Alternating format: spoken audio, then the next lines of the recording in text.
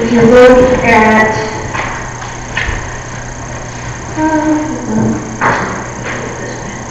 page 15.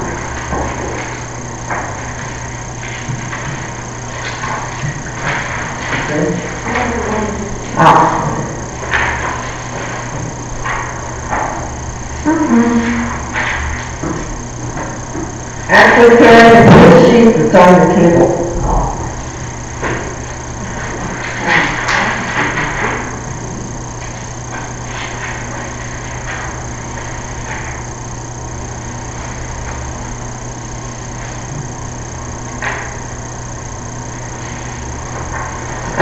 So, based on what we've sold through September, and then I annualized it out using what we used, or what we sold the end of last year, I came up with a total usage for the year. Then I multiplied that times the new rates and came up with the usage revenue, and that is what's on the second line, the 528. What did you have for total usage for 2000, for last year, 2019? I did not calculate that, I'm sorry. That's a lot. I have to go pull all water reports. I can't just get that information out of Excel. I have to create it. Well, I thought you said you took the total usage of the 2019. I took the use for October, November, and December. I used last year's numbers. Okay. You plug them in. In order to be able to annualize. It looks pretty comparable to what we were doing prior.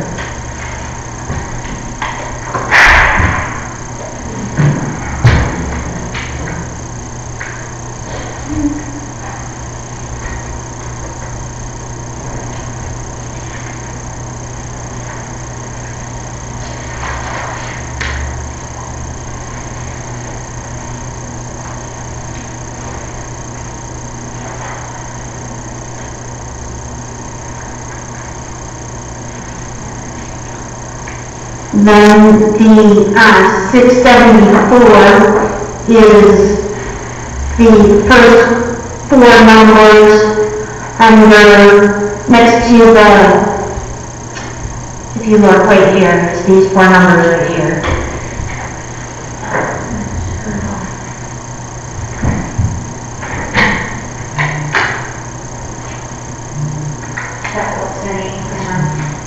On the 2020 actual on page 8, is that 608,000 to date?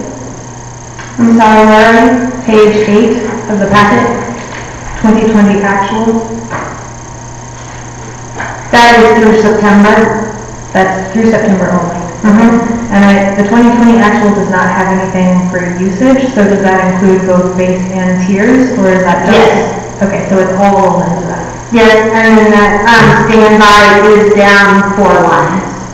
Okay, so if I'm reading this accurately, you are projecting $1,202,000 in 2021 water income between the base rate and the usage compared to, let's say, the 2020 estimated budget of $795. Is that right?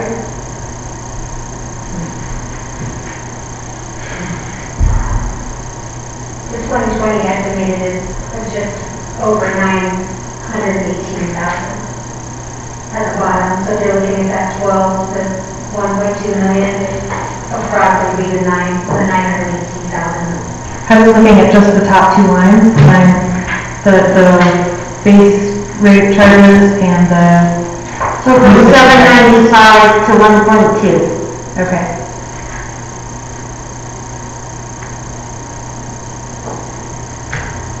So that's an increase of water income based on base rate and usage of 51%. Okay. Right? You're a little backwards and show. Yeah. So I'm looking at page Those two. Where you get your numbers? on page 8 of the packet, Okay. there's the 2021 budget. So I added together the line for the base rate and the usage, Yeah. and I got 1.2 million approximately. Okay. And I compared that with last year's estimated, which is 795 for base rate and usage. It's all rolled into base rate in that budget line. Yeah, okay. And the difference between those is 51%. Right, but Everything that is in there is there in the water taps that we're projecting for 2021. So we're losing water tap income. Right. And we expect to get our water usage study in March, is that correct? Or, sorry, our analysis. Our infrastructure analysis is supposed to be completed in March. Okay. And then if anybody's guessed what they're going to say about further taps. Right, so we can't budget for them. Still, the actual $29,000 actual in 2020. yeah, that's because we only had January's tax. It will be 47 by the time everybody pays, because some people have only paid their deposits. Right. So they still owe, before the end of the year, they still owe, the total that we will receive is 47,000. But that's not for new taps, that's just the payment of the other taps. That's new taps that were purchased before the moratorium went into effect. Okay. So that's not reflected, that 47,000 not reflected in the January yet. Is that correct? Only in the estimated 2020. So 918,000. We've received 29 of the 47 so far. That 18,000 we should get paid between now and the end of the year. Unless people ask for extension. And I don't know if they have, if there's any extensions left.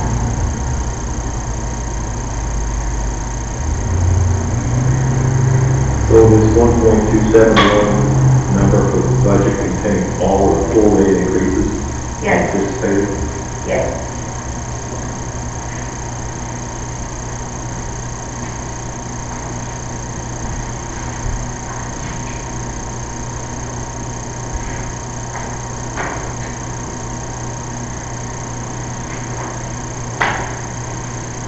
Keep going, fire questions.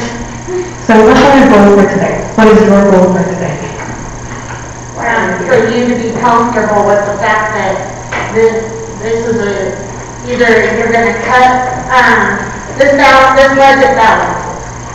So either you're gonna have to find things to cut, or you're gonna be okay with the increase. At the end of today, we need board direction on the rates for each water, sewer, and trash, because those have to be presented to you at the next meeting in resolution and ordinance form to be formally adopted. So the reason that you got the budget with all the detail, which usually, we don't break it down to that level so that you can see that we've cut, and it is not, there is really, we see the dollar amount is very low in a lot of areas. We cut everything we can think to cut. Mayor? Oh, I'm sorry, Dave. We can start with the least complicated and work our way to the most complicated. Since to me, the water is the most complicated thing we're dealing with. The least complicated is trash. If we can do trash, then we have the sewer, then we move to water. That would be easier for my simple mind, if that's agreeable to the board.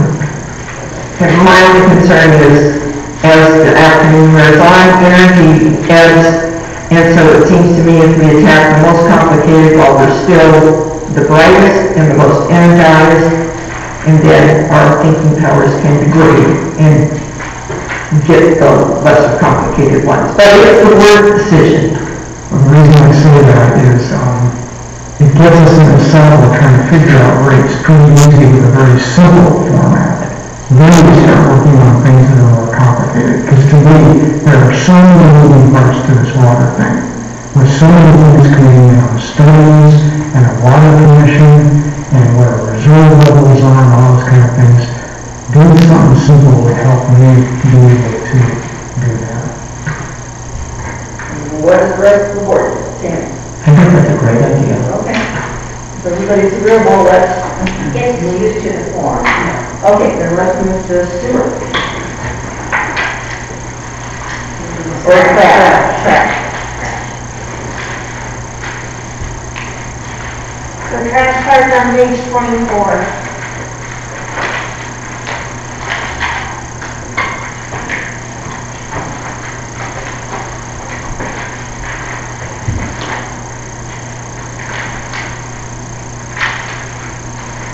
If you go to page 30, there's a summary.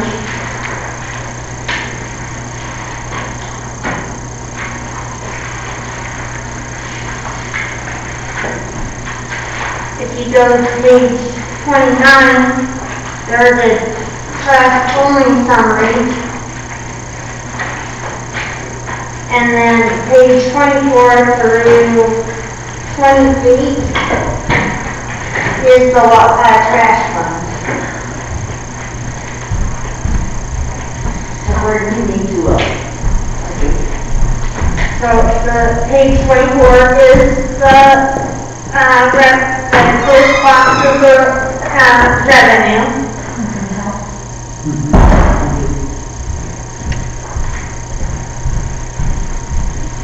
Then you go to page 25 through 28 or through 27, those are the expenses that in detail of what you'll be spending.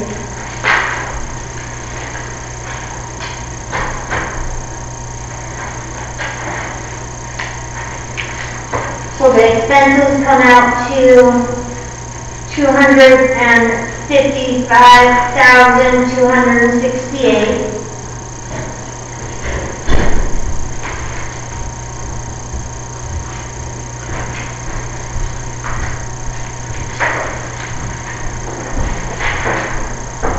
We currently have a $125,000 reserve.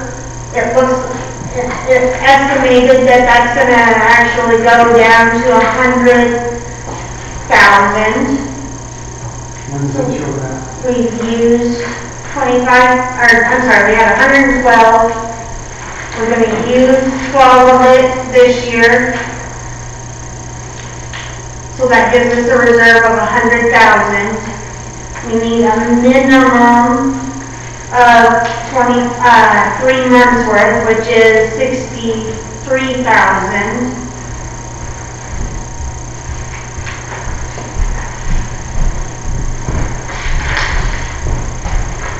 And that's barring any emergencies.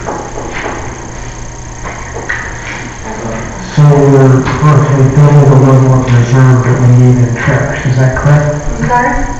We are roughly double the level of reserve that we need to have in trash as far as requirements.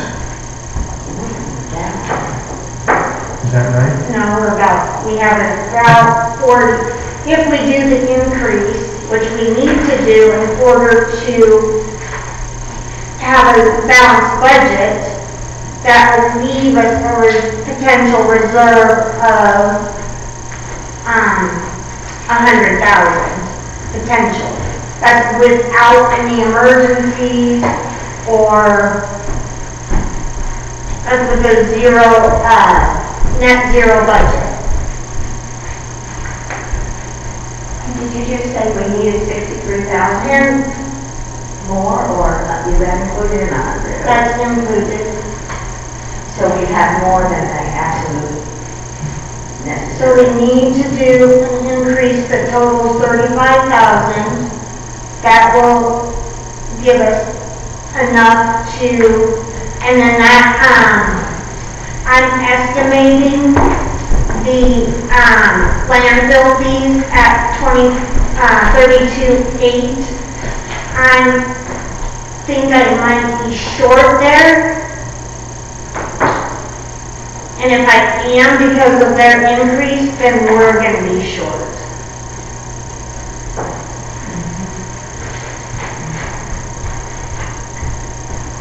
safe increase, and we'll zero out the budget as presented. The increase is the 35, which is $1 to single rate trash cans, $2 to normal average users, and $3 for heavy users, and increasing the dumpsters up equal to what the other trash companies are charging. Okay. $1 for a single can, $2 for average, which is what, 2 cans? 2 to 3 cans. 2 or 3 cans is a standard use. And what is considered heavy? Anything above that doesn't have a dumpster. And all of this is on page 30, Bill? Yeah.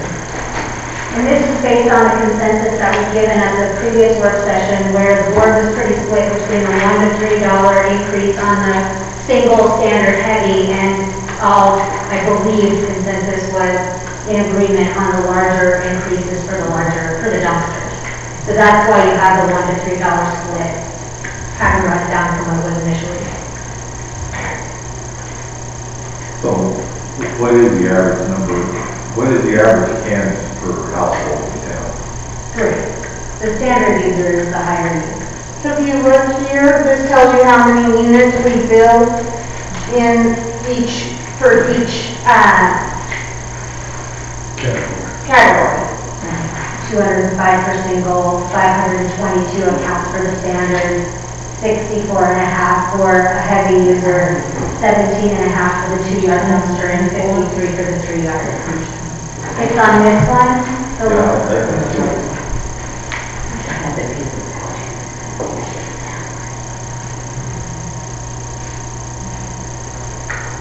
I have a couple of questions.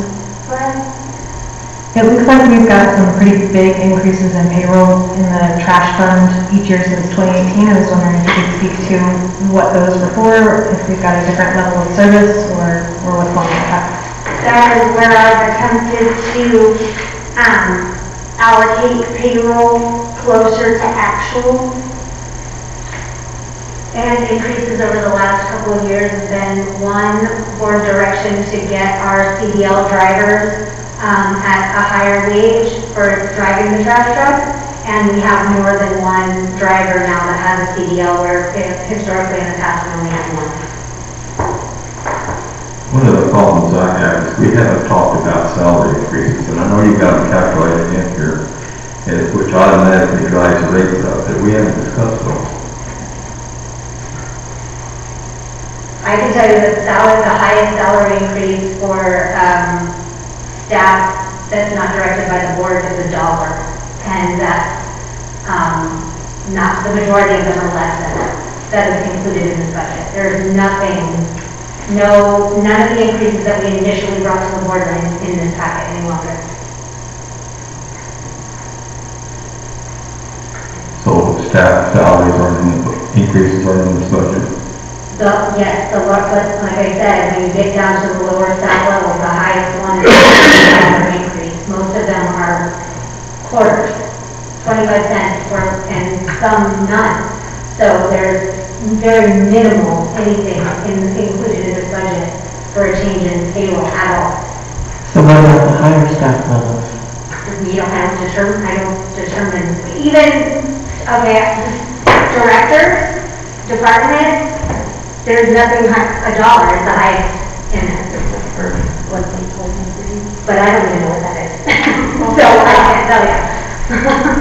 I don't know what discussion has been had as far as salary goes for myself or for the chief, but from below there's $1 is the highest that's included for any employee. On an hourly basis. On an hourly basis, yes.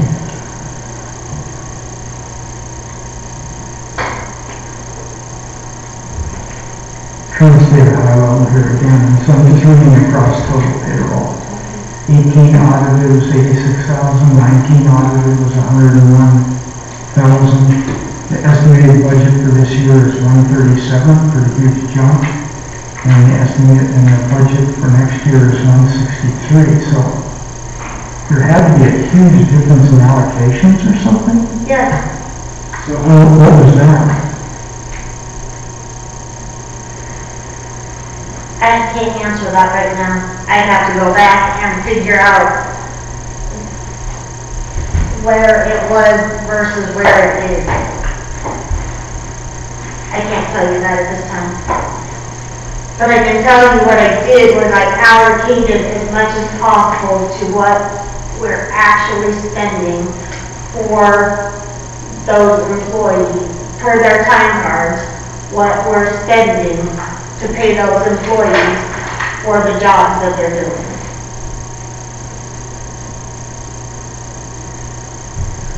So, if I get you right, what I'm hearing is that, what we used to have is many people allocated to parks or streets or water, sewer, and that wasn't accurate, and they're actually spending more time on trash, and so we're trying to accurately reflect that? Yes.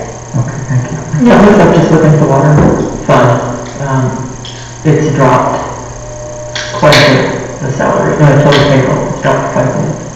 Because we do continue each year, and I know this from historically, that every year Cindy continues to try to move that and make it more accurate so that the enterprise fund, the water fund, that is the biggest, that's where the most money comes into the budget as far as our enterprise fund, so that that isn't supporting positions that aren't actually out of the water at the level that they were being allocated before. So every year, the time cards are assessed and reallocated based on where they're actually working and spending the time.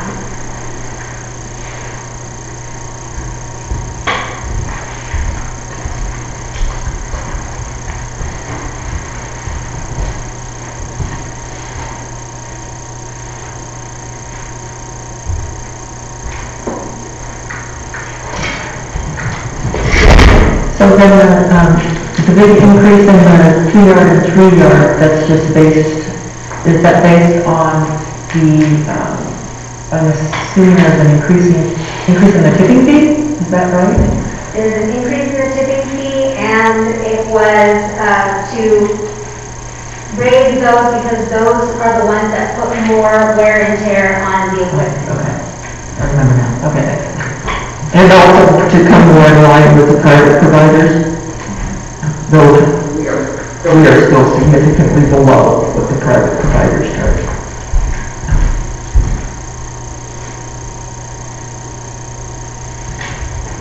So Michelle, good question?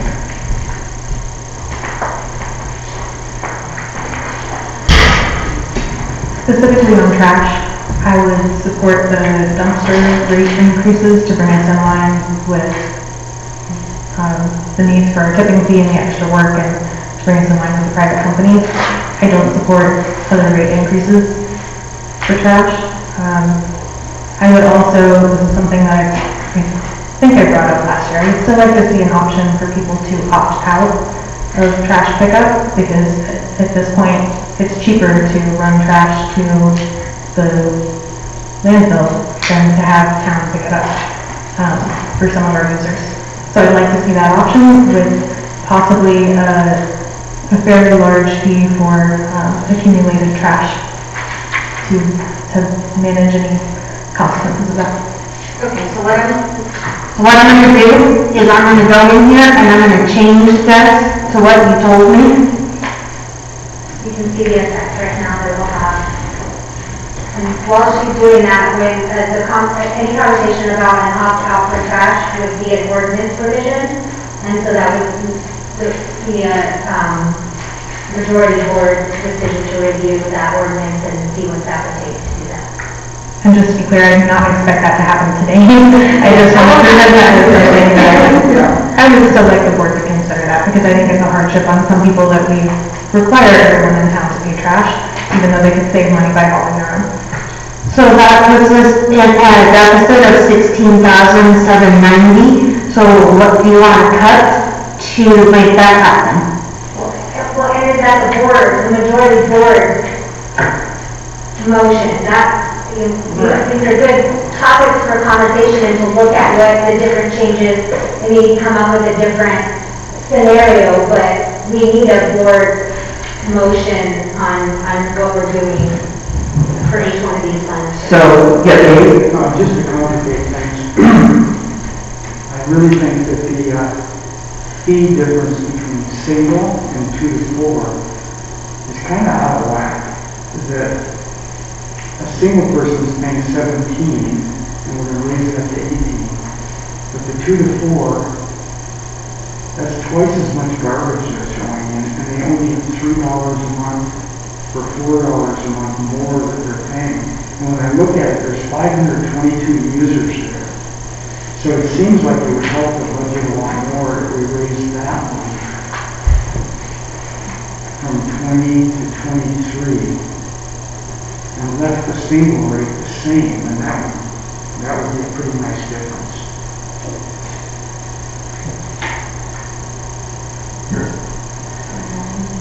There is So that will work. there is an overall average increased cost for the town, about 50-some cents, just because of the increase in trash. Right? The increase in labor, I don't know what that is going to amount to. Yeah. But this difference would not hurt us as far as the budget. It would just make it a little more fair in my mind.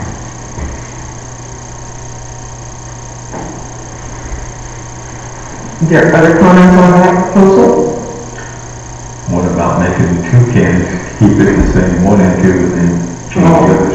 Well, that's another idea. But then we're trying to count cans with the, And there's only 64 heavy users, which isn't that many, versus 522 of the yeah, that's the medium. And then another choice we have is cutting expenses. Yeah. So on the expense side, if I was reading this correctly, you budgeted an increase in landfill fees of $2,000, Yes? but the overall proposed income increase for the year amounts to $35,000. So I'm wondering where else are those big increases happening in the budget from 2020, so that we know where we might cut.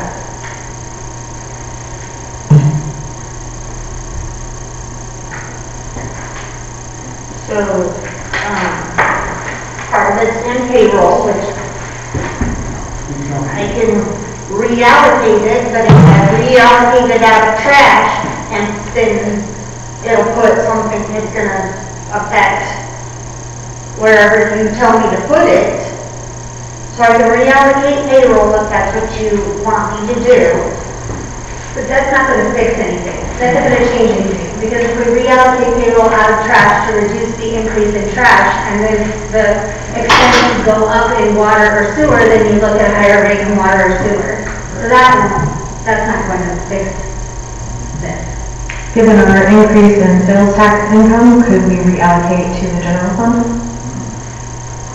Yes, These are enterprise funds. Yeah, you can reallocate the payroll back to the general fund, which is currently balanced, so we would then need to find additional revenue or cut additional projects out of the general fund.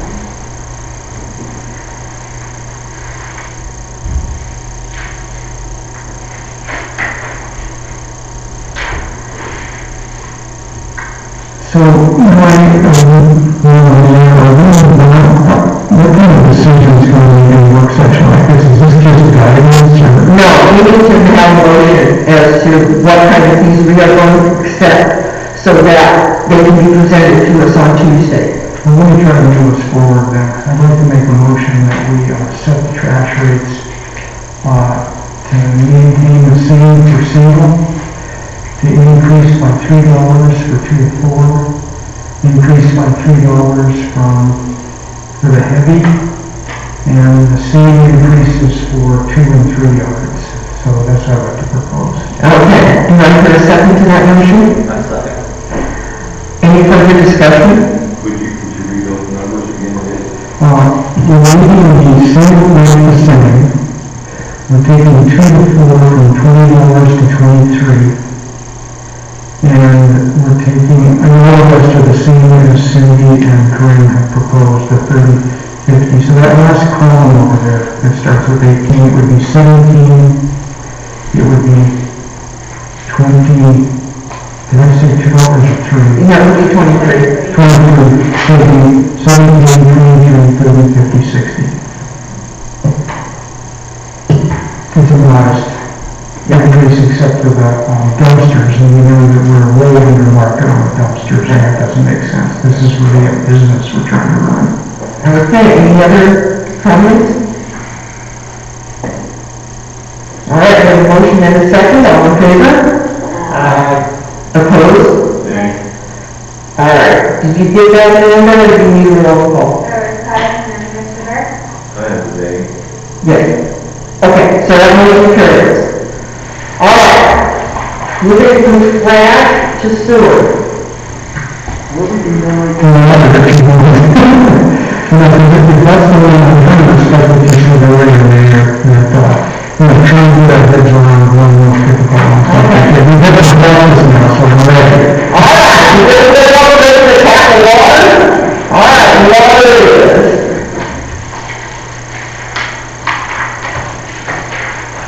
So we are back to our birthday water sheets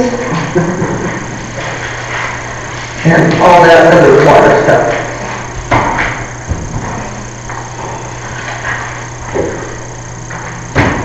Madam Mayor, Yes.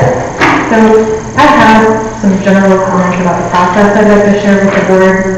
I know that we are on a schedule today. It's probably going to take me a couple of minutes to read this, so I can do that now, or I can send it by email if you prefer. It is just talking about the whole budgetary process overall. This is talking about the budgetary process, and it ends with some specific water fund related comments, but I can start there if you prefer. We can circle back if there's time. I don't know, what does the board think? Because I don't know how many you guys want to be here tonight. And, I'd like to hear your comment. okay. Okay, and I'm just going to read this because I spent quite a bit of time looking through all of this, but I'll hit all my points if I can. Sure. Thank you. So, overall, I feel like this has been a challenging and somewhat frustrating budget season. I can't speak for anyone else, but I feel both underinformed and overwhelmed by the data we've received so far. I feel like we have too much data and not enough information. Cindy has worked to be responsive to the board on the data that we want to see, and I appreciate that. But I think there's something that we've lost in translation. The data is presented from an accounting perspective, and I don't think that's well suited to review by someone who is not well versed in accounting. We do get explanations, but those happen during the meetings and on request. This is time-consuming in the meetings and also makes the raw data confusing for anyone who is unable to attend the meetings and is reviewing the meeting packet instead. I think we can move more quickly and find easier consensus if narrative could be provided in advance for review along with the numbers. As a comparison, consider how much time we spend on disbursements at a typical meeting and then look at how quickly we reviewed and approved disbursements at our last regular meeting when a description was provided. So I would encourage staff and other board members before our budget season next year to look at how other towns are doing this. Crested View in particular is a good example. Their budget session packets are publicly available on their website, and they include simple tables with year-over-year comparisons, guiding principles, a narrative of long-term goals, next year's priorities along with a detailed 5-year capital plan, and a summary of expenses with narrative bits explaining any variance compared to the annual forecast. They also start with what they call keep the lights on budget, and then they show new requests layered on top of that. One of the first requests they put in to staff is to see where they might cut their budgets year over year. Every department is asked to provide a list of potential reductions. This to me is an appealing way to approach the annual budget session because we've heard loud and clear from our residents that they do not support increased fees. For specific requested rate increases, particularly with water, I think making the decisions today is premature. The rate increases are presented as necessary to meet our budget requirements, and I do understand that, but there are major aspects that we have not started to talk about, such as payroll. And we also have our water study that's coming out early in 2021 and should really be guiding our decisions on what our project priorities are going forward. I don't know how we can say, yes, this rate increase is necessary when we're still missing those big pieces of the puzzle. I would rather hold rates where they are, with a look ahead to possible rate increases based on the data we receive in 2021. And as Chris mentioned, we don't only have to talk about rate increases during budget session. I would like to see our water board review the capital asset inventory and water analysis, draft a 5-year projection with priorities, and recommend a 5-year rate plan that the board and the public can see before we make those decisions. I think when we surprise our community with annual rate increases without clear and easy to understand justification, that's not good for anyone, and we're not doing our job in thinking ahead. Thank you. Thank you, Michelle. Those are very insightful comments, and I think approaching 2022's budget, I think taking everything that you said under consideration and revamping the budget process is probably a really good idea. My only concern is we do have to present a balanced budget. We cannot walk out of here and our 2021 budget has to be balanced. We have some real priorities. We have got to put $125,000 away for the tank line. The longer we put that off, the more rate increases are going to have to go up to cover that. That is not a negotiable item. That is not something we can say, well, 5 years from now, whatever. As a matter of fact, that wouldn't surprise me if we would get information back from the state saying we need to do it sooner rather than later. So that's my input as far as the water rate. Yeah, go ahead. Well, I would add to that, and I don't disagree with anything that you said. I think that those are great goals. That's part of the reason why ClearGov is going to come into this equation. When city gets to the point, our finance department of one, in comparison to these other communities as well, that are able to put a lot of time into some of those narratives and things as well. They are staffed with more than one person in a finance department doing that. But when there's time to put into adding and uploading the information to ClearGov, that is going to provide some of this, and that is part of our plan. And I don't disagree with anything you said either, but my concern for 2021 is that the only big ticket item we included in the water budget, and the main thing is that water tank lining, which does have to happen, and the debt reserve, which we have. That's the thing too, is that the line that we're walking is we don't do that increases, we receive another debt reserve violation, and they then send somebody in, and we're required for our loan agreements to then impose the fees that their person says we have to impose. That's one of the reasons why we included the water and sewer study that was done in 2016 as a reference, to see that even what we're proposing is in line pretty close to what they had suggested we be at, and they were not taking into consideration a tank lining, nor were they taking into consideration a moratorium on tap sales and the negative effect that was going to have on the budget. So we were in line with what their recommendation is, where we would be if we weren't even taking any of those factors in. And if nothing else, and I know it won't work for everyone and it won't appease everyone, I would think that alone shows that we're being frugal. We're being very, very conscious of the budget, that we're not asking for large increases over where they had projected we should be in 4 years' time, 5 years' time now. So that was why we included that data too. And apologies in my email, I didn't include it. My summary, I did round to the nearest dollar up, down, but I'm sure if you were looking at the surveys or something, you figure that out, but I do want to point those factors out as well. Yeah, but in the budget as presented, you're raising the overall fee by $362,000. That's a 30% increase. And you got two things that you said were important, the water tank line and the debt reserve. So you got $125,000 in for the water tank line. How much did you put in there for the debt reserve?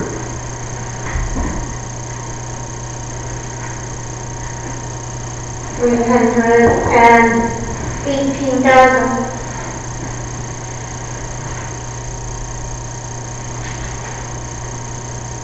Is that what we need next year, or is that cumulative, what we already have? And the tank line, it's the tank line and the $25,000 to start the engineering for the raw water. Well, we have $118,000 you have to have laid back for the debt reserve. Is that correct? I'm sorry, I didn't understand what you said. You said, you indicated we needed $118,000 additional for the debt reserve. $318,000. Well, We're not $300,000 off on debt reserve. We have some debt reserve there right now. We've used it this year. You're saying our debt reserve is zero right now? I'm saying it's negative right now. I'm saying the amount of the debt reserve. The amount of our debt reserve per the projection is a negative almost $10,000. Wait. If I went to a bank account and looked at how much is sitting in the reserve fund for water, what would it say? Negative $10,000. So we have no debt reserve. In fact, you're $10,000 short of having any money in the debt reserve. That's correct. As of this year. Well, I find that absolutely flabbergasted. I have thought that this last financial report saying that debt reserve on the bottom of that listed a couple $100,000. That's why I couldn't believe we had -10. That's because the report you had didn't include depreciation. Well, we're not talking about depreciation, we're talking cash. You have to talk depreciation. We're talking cash. How does the debt service agreement look at it? Does the debt service agreement require us to The debt follow? ratio, Does the debt service agreement require us to look at depreciation? yes. I don't remember reading that. When you're looking at your operating reserve, you want to have 3 months of operating reserves. 25% of what your expenses were for the estimated year. You include depreciation in that calculation. It is not included in the debt reserve ratio, but it is included in the debt reserve requirement. So all the money that we spend on making improvements to the system doesn't count against the depreciation. Our system is constantly evolving and improving.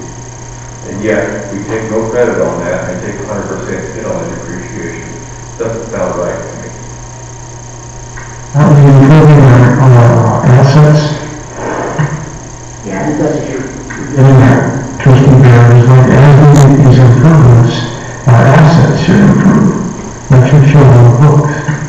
That's Well, correct. yeah, depreciation tells you that you need to be plowing money back into your system. We are plowing money back into our system, but what I'm hearing is we're not taking any credit for that. And instead, taking a big hit on the depreciation.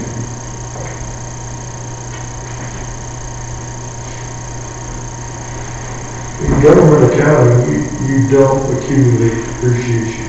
It's a bookkeeping entry only. You're not accumulating a fund sitting inside that's equivalent to your depreciation. How much money are we required right now to have in reserve? 3 months operating expenses, your debt reserve, And obviously, if you're gonna be budgeting capital expenditures, you need to have matching funds available. Okay, so what is 3-month operating expenses approximately? For this year, Yeah. 274,000. And what is our debt reserve? Approximately 198%. So we have to have the whole year's debt reserve in reserve. Plus the debt payment plus 10%. Okay. And how much money is actually in reserve right now? The proper depreciation.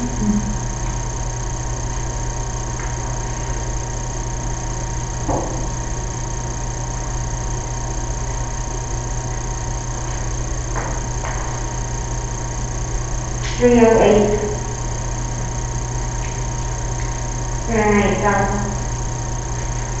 Depreciation is 318,000.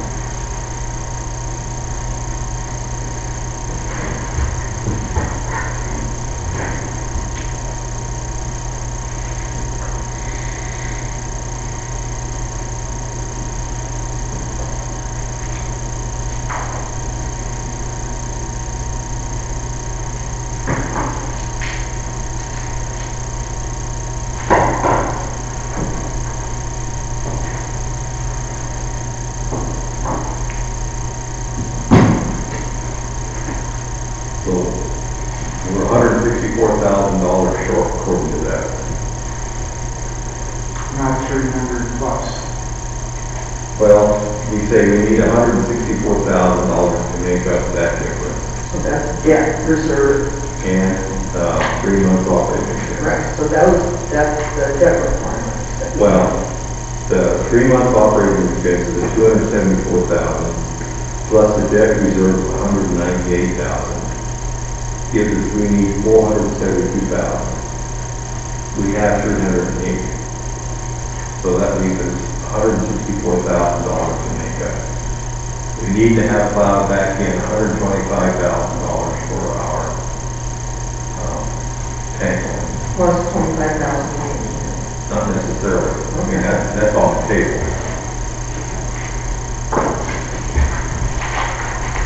I have a question about the tank lining.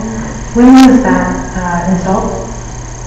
15 years ago. 15? And the manufacturer? The manufacturer, Pittsburgh Tank did it out of Denver. You know, it's a manufacturer. It's it's a coating. It's not a paint. It's a wax coating that they put on it. I've had to go through files here and you get what the coating is. Okay, and how did you arrive at the decision that we had approximately 3 years of life left on our current line? Tank inspections by certified divers. By who? Certified divers, CW divers. Okay, thank you. Well, I think we should run down through our expenses to see what makes up our expenses quickly.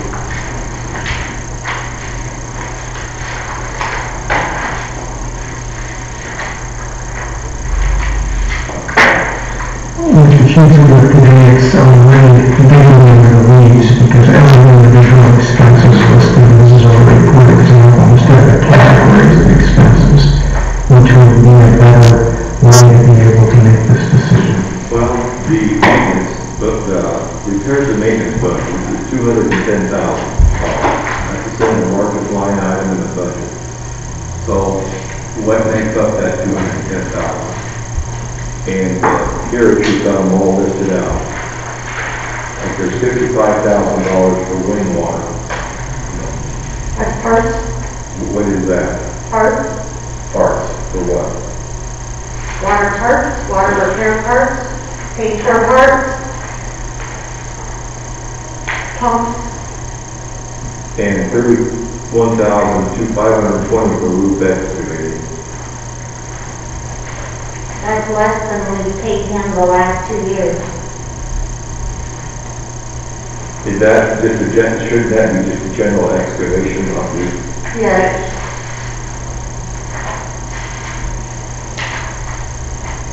and you budgeted $20,000 for spring repair? Yeah. Yes, And what is that? that is for, one box that needs to be repaired that's leaking really bad.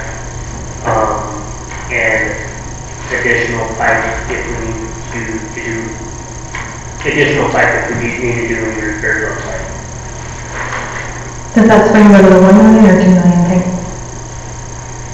That spring goes to 1 million at the moment. Okay. I might consider cutting that. I don't see that stopping that leak does us a lot of good until we address the raw water storage issue, and the 1 million gallon tank is not currently in operation. They're gonna shoot next week to start. And my concern with that is, again, looking at the drought year this year, and when we ran into some issues, if we're leaking that water, we won't be feeding that water to the 1 million if we're faced with a drought situation next year. And that's been a concern all along, is how much water are we losing in our system that we could be capturing. The less water we leak into the ground, the more water we have available for our consumers. That's a good point. Can feed that. Do we know how much that spring is expected to produce? That's one of our biggest springs. Okay. And we did, and just also, because again, I didn't have time to complete a summary form and put the information, which is why I put it in the email, but so that the public is aware as well. There are $21,000 in cuts in this budget from last week, where we sat down and went over it again, and we did take into account the request to look to cut out of this budget, and we were able to reduce it by $21,000. Were you able to find out whether we could use the excess funds in our CD as part of our matching fund requirement? I do not have an answer for that yet, no. $28,000 for meters? That's to continue the meter replacement with the radio reads. And that was reduced to only include the final, completing the installation in town, that does not include any out-of-town water.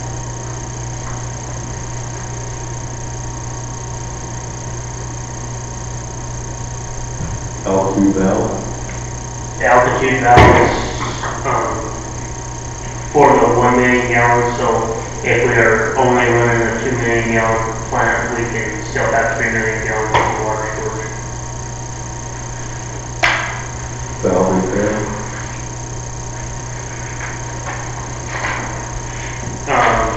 That is for, PRV valve, up on dry voltage for repair. That one is, that valve repair there is, after our engineering analysis is complete to make sure that the one that's up there is in the right spot for the pressure.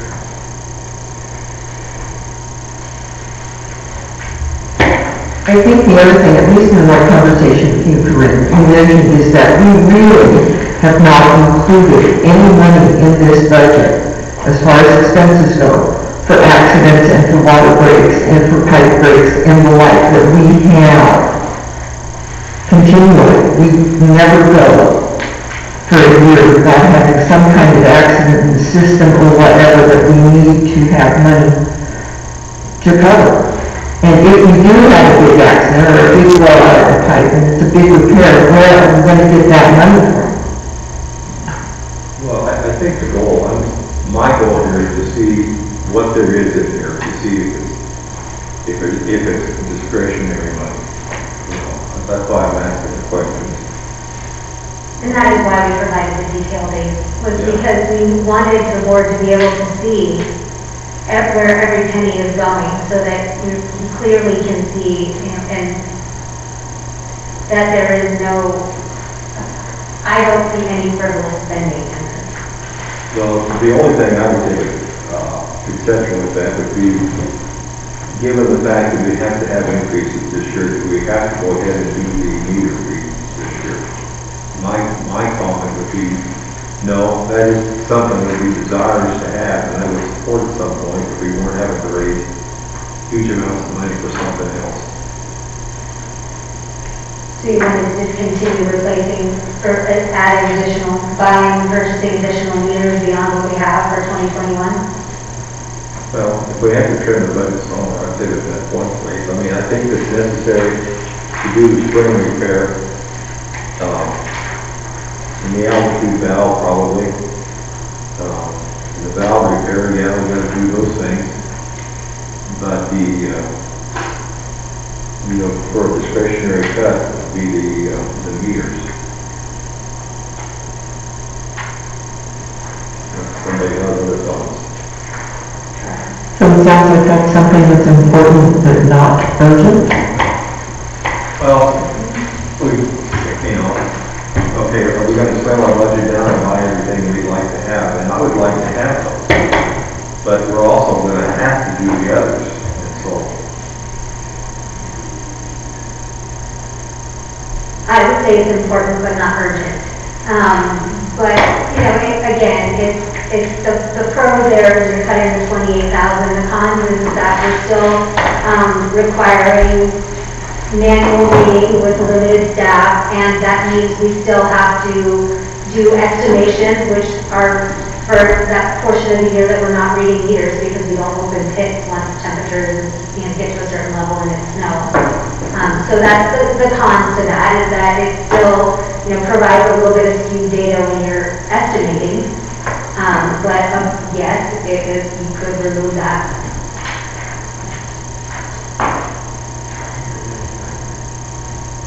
Yeah. How many meters does this represent? They're approximately $350 a piece. How many do we put in there? Remember?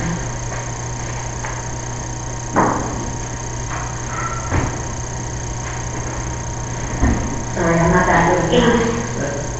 80. Not on the top of my head.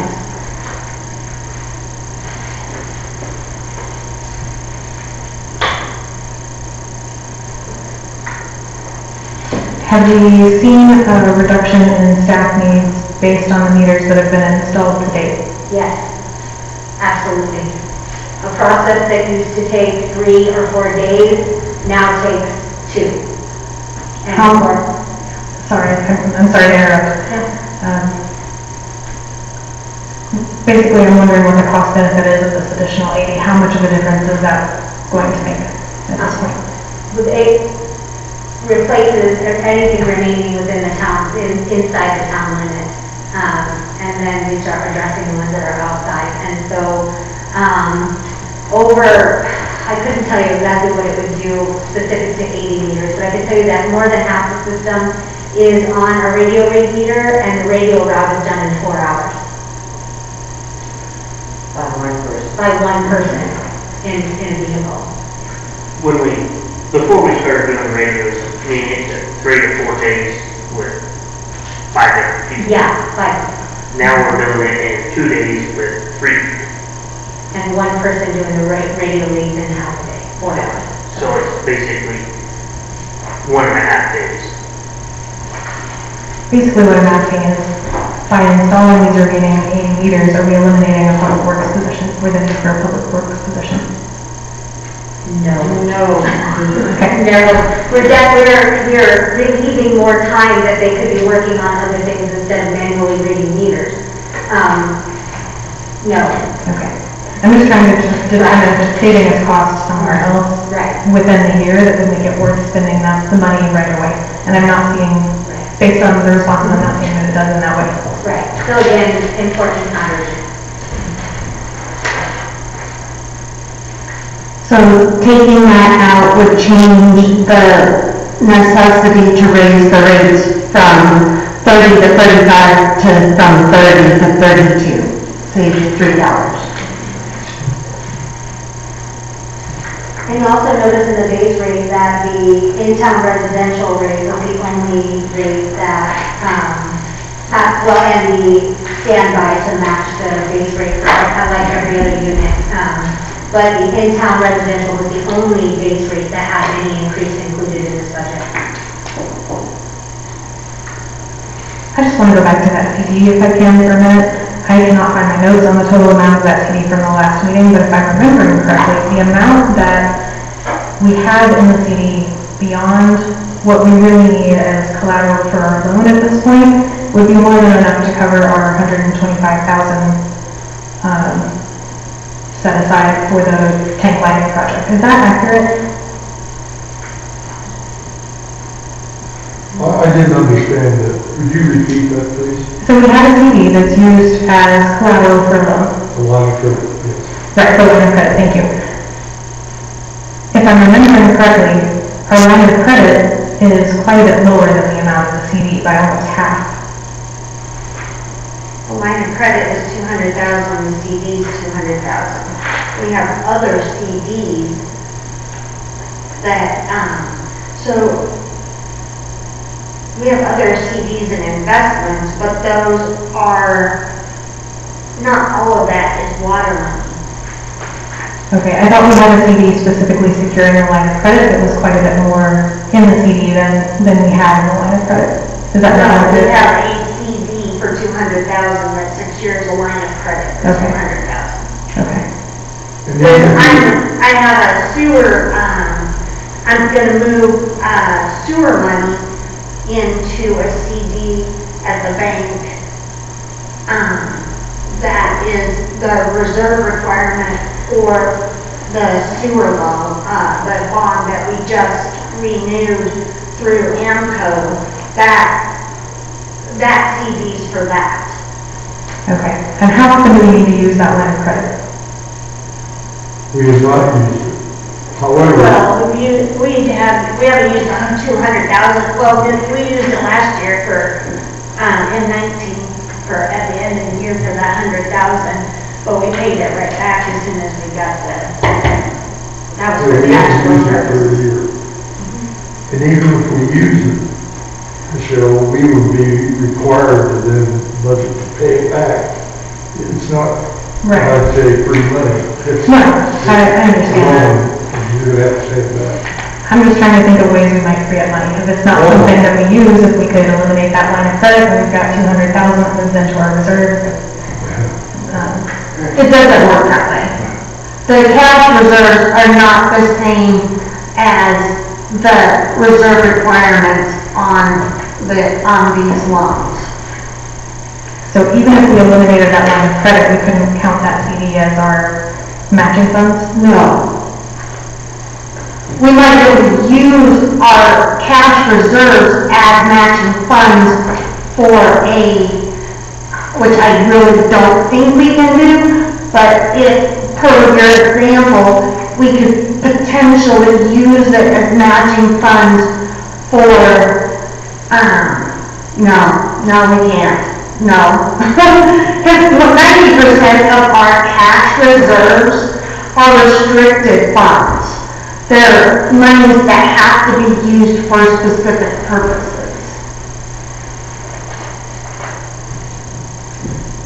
So they wouldn't be the matching funds. We still have to have matching funds in the fund that we're getting a grant for to offset that grant. So like if we're getting a water grant, we have to have 50%, we have to budget 50% of that cash, or that item out of the budget. It can't come out of a cash reserve because those cash reserves are restricted funds. We don't have any unrestricted funds. Right, you can't use reserved funds that are specific to an item. It has to be unrestricted funds that you use as a match. I know that's the way it is for gold. Right. It has to be unrestricted. So, so if you had $50,000 in the reserve, but that's restricted for a certain project, or so in the sewer fund, we have restricted funds based on the land that we sold. And so we could use that as a match for something else because it's restricted to that sewer, that specific thing only. I don't know if that helps at all. So that money that we got for selling the property, we can use that as matching funds in sewer for a sewer project. Right. We can't use it for anything else. It has to be used in sewer for a sewer project. And those funds could be used as matching funds, but like the debt reserve, the $107,000 that we have, that can't be used for anything. That has to sit there until we pay that loan off. Basically, it's the last payment of that loan. It's like collecting first and last month's rent. They collected the last month's rent. They made us sit last month's rent aside. This is not for today, but looking forward, could we get a list of everything we have that's sitting in a bank account that's restricted funds, what it's restricted for? And find some way to reflect that so that we're not looking at it as cash on hand. You know, just keep that. And the same with our debt reserve. Because when you look at the budget, those numbers are in there, and then it looks like, to me anyway, I have a hard time mentally moving those out as funds that are not available to talk about.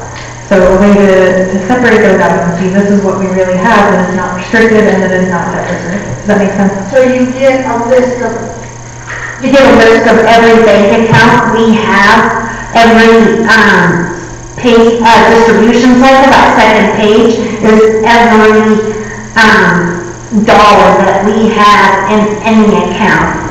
I'll put a note next to it what it's restricted for, but that's what that sheet is. And most of the accounts tell you it's in the description of the account, what it's restricted for. So conservation trust is for conservation trust projects. Park donations is for park projects.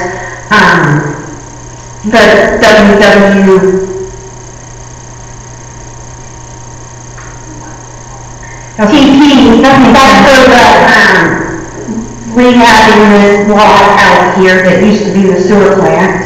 Okay. That makes sense. I don't want to derail too much of that question, but So if you have that information, if you look at that second page that you get every meeting with disbursements, it gives you every account and it says in the description what it's restricted for. So there's a general and an operating, and those two are the only ones that are unrestricted cash funds. That doesn't mean that they're unrestricted, it just means they're unrestricted cash funds. That means that it's a conglomerate of water, sewer, trash, streets, admin, parks.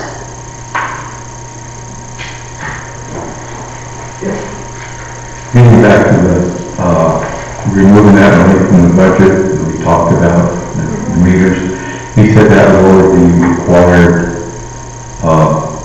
rate increase from what to what? 35 to 32. 35 to 32. So that would be a $2 increase on in-town residential and a $3 increase on out-of-town commercial standby, so that their standby fee matches the base rate, just like every other rate does for standby. And that would be the only changes to the base rate. Well, can you quickly calculate what if we raise everybody's rate to $1 and see what it does, if that raises adequate funds?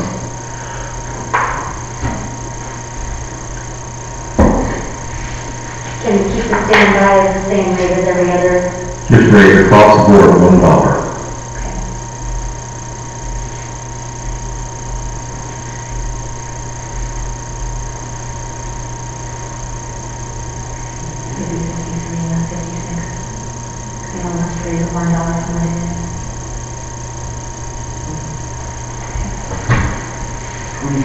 Didn't you say you wanted the standby to match the?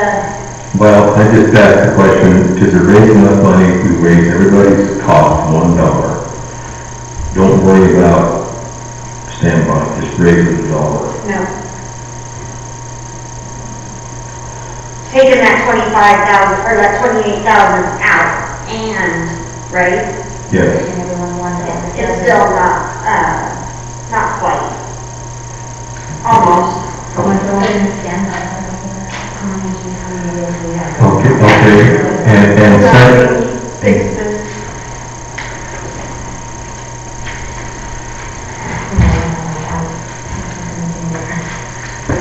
okay, and then secondly, we calculated that the cost of production would be $2.70 for one of the meetings in the past. I revised that on, I got additional data on our, production, and then I annualized it. And so our actual production was less than, so it's costing us $2.41, per 1,000 units. Okay, then, if we were to change the rates of production from, in the sheet you gave us last time, from $1.50 to $2.41. I started that at 240 on the new one. Okay, so that's in there. Yes. So that's in there, okay. Okay, so how much more money do you need?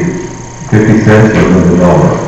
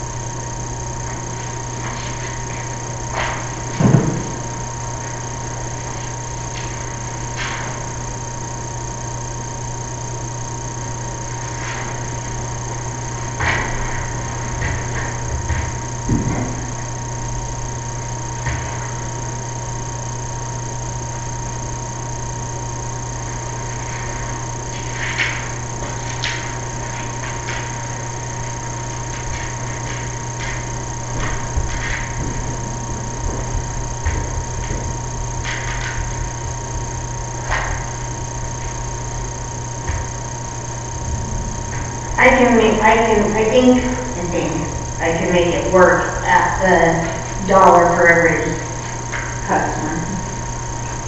Do you want to make a motion? Yes, I do. And, I want to give it a little bit of leeway, so I would like to say that we raise the base rates $1.50 across the board. That gives you a little bit of spare, right? Yes, but Okay. when we do change, our system doesn't like it. It likes full dollars. It does not like. Okay, then I move that we raise it to $2, rate increase across the board for the water. Base rate. Base rate, yes. And then, okay. And then the, fixed, Here, that's the new per gallon rate. and utilize the new per gallon rate as listed in the handout. Okay, That's the 241. that's, yeah, the 240, 270, $3. Okay, so we have a motion, we have a second on that, we're raising base rates $2 across the board for base rates, and then we're rolling with the new tiered schedule that starts 240. Do I hear a second? Second. Any discussion? Yes. I want to hear how those changes will affect a typical bill of a household that uses 1 to 1,000, 3 to 5,000, and 10 to 15,000. Just those 3 data points. So in other words, I know my monthly bill is going to go up by $2 if I use 1 to 1,000 gallons. What will my usage fee go to? It'll double. So my usage fee now would be $1.20 per thousand, for up to 1,000, and it goes up to 240. Yeah, that's what I was trying to get a handle on, is exactly how much of a raise this is to our monthly bill. For water, it would be an increase of $3.20 a month if you're 1,000 gallon user. With the base rate increase of $2 and $1.20 increase to usage.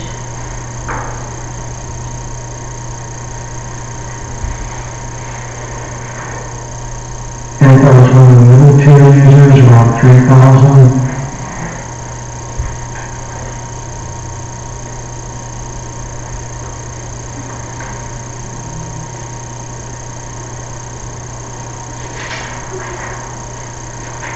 $6.80.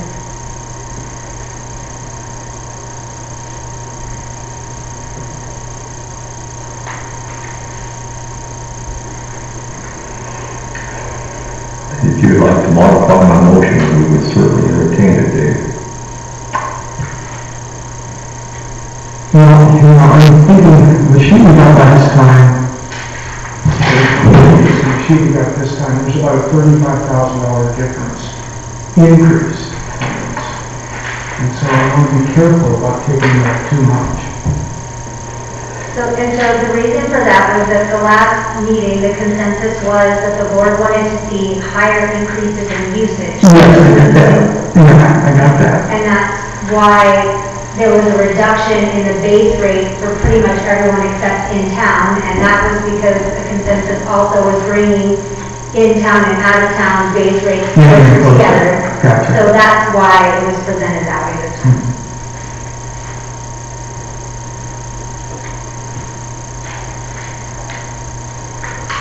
Yes, Michelle? I just want to comment that I know we need a balanced budget coming out of here today. I'm still opposed to rate increases, and I know that for many people this is not going to be a huge burden at $3 a month. But at the same time, I feel like if we get our water study in March, and 3 months from now we come back to the community and say, we're going to raise your water rates a second time in 3 months, that's going to be a hard pill to swallow. So I still prefer that we cut from the budget now, and then take another look at our water budget specifically when we get that water study back. Or we might cut rates, depending on the water.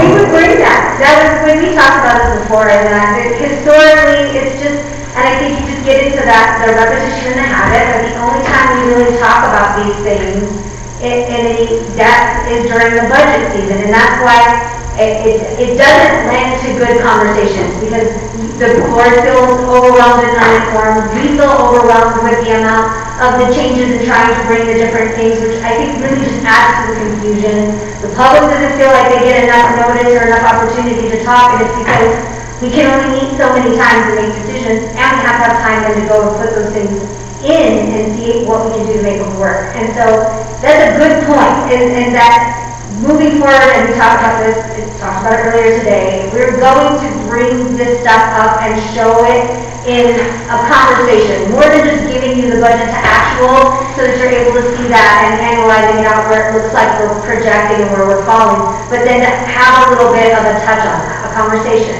It looks like we're over projecting, we're building our reserves, this is fantastic. What could we offer? The customer. Maybe it wouldn't be a permanent reduction, but a one time. Those kind of conversations, I think, are healthy, and we need to be having them year-round, instead of only the last 3 months of the year. Yeah, I think I finally figured it out. It takes a while for this dense brain, but if I'm a basic user at the lowest level, what this means is my water bill. My usage per month is $130. And then our previous rate, I got another $12 on top of that, so it'd be $42 for the month. If I was with the main thing, we proposed $2, right, Bill? Yes. I'm now going to have $32 plus $24. I'm just trying to put that in real sense, is that right? Yeah. Because 24 is the rate. That's $1,000. Oh, per thousand. Correct. That's what I'm looking at. Thank you. Right. So across the town, $2.41. Per thousand. Just like $1,000 gallons. Okay, And now for that our helps total me. users, Now that helps we me. get a pay Any other discussion? Yes, Ken? This maybe the cost to get a car wash is gonna go up. Oh, yeah. You can go after this.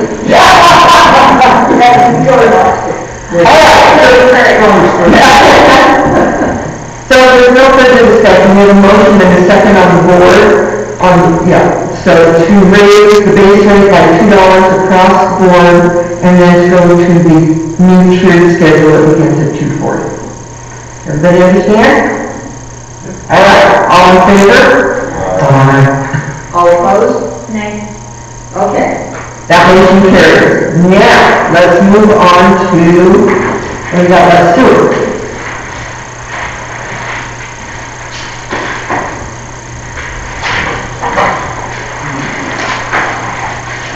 Which should be a whole lot easier than water. Or not.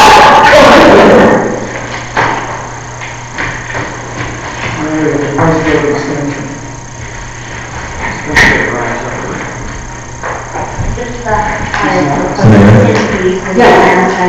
I, for one, would like to see every month, at the last meeting of the month, the debt reserve and money that's been laid aside for the tank lining, to see a report on that. Can you make a note of that? Yep. Thank you.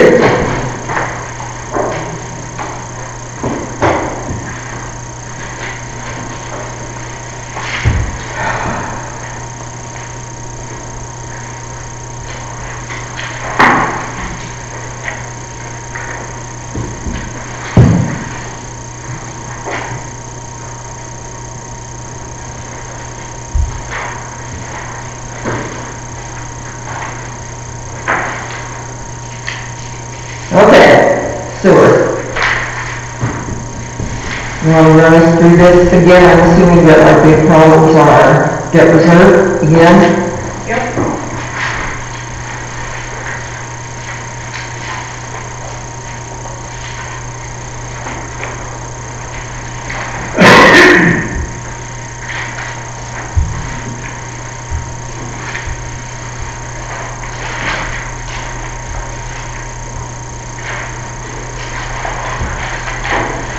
So can you kind of walk us through that, Cindy, please? Hold on just a second, I see a problem. Let me fix it and see what that looks like. Okay.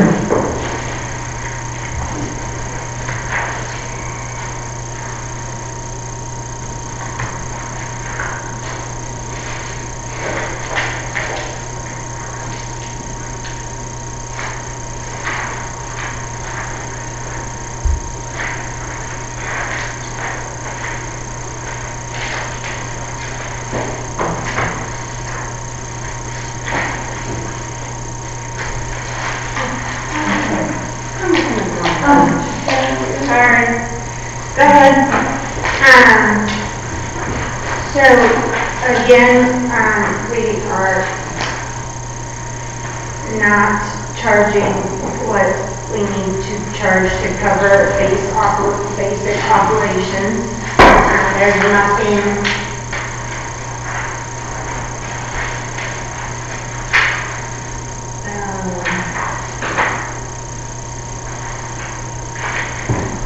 there's nothing in here out of the normal operating.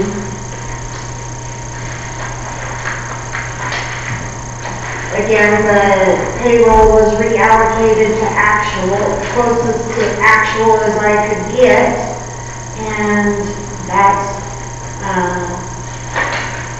so this, and the reason I'm saying that this is going to be harder is because this is where the greatest amount of the increase is needed. So, Cindy, right off that, I just have one question. What is the difference between the, oh, never mind. Never mind. I have a question. It looks like operating supplies have almost doubled from last year's budget. Can you talk about what that includes?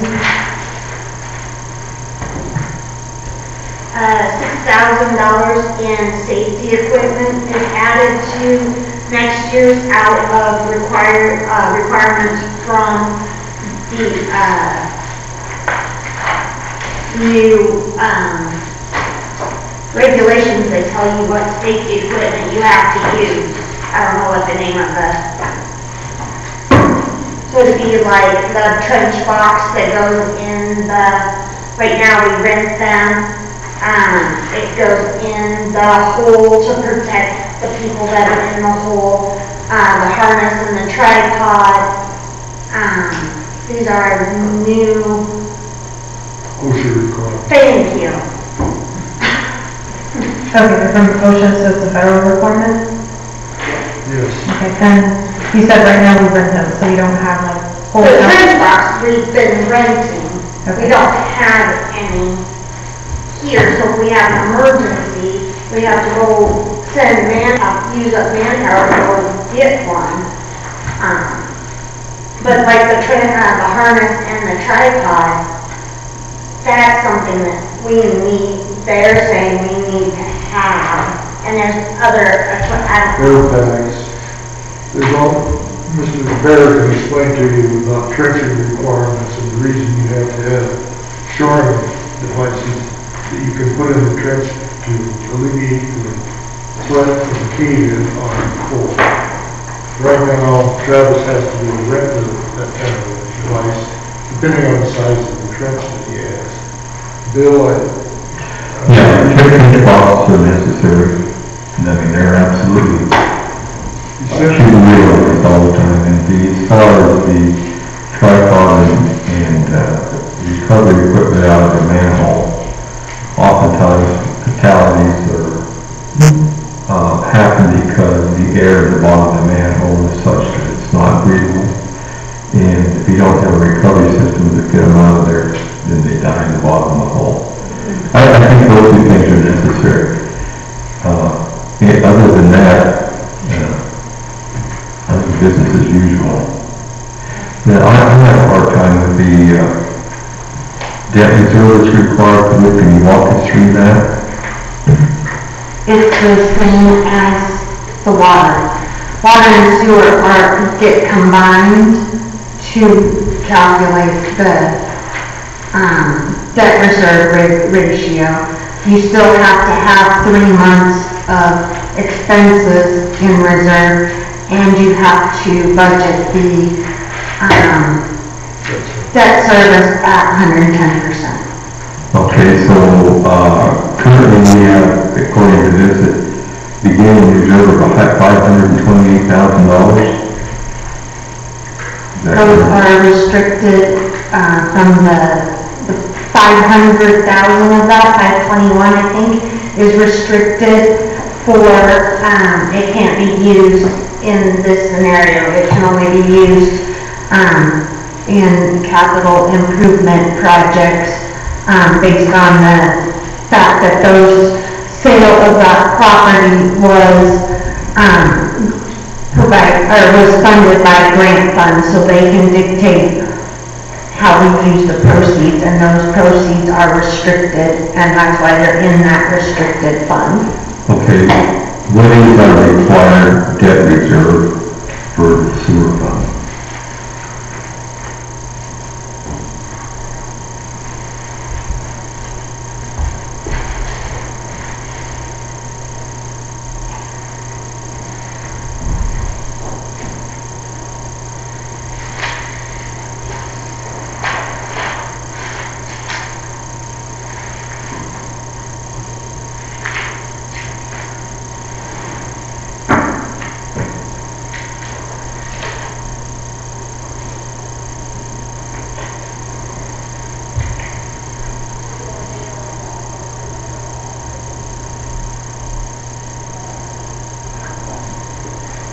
$157,000.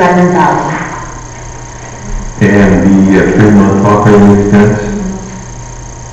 That is the 3-month operating expense. Okay.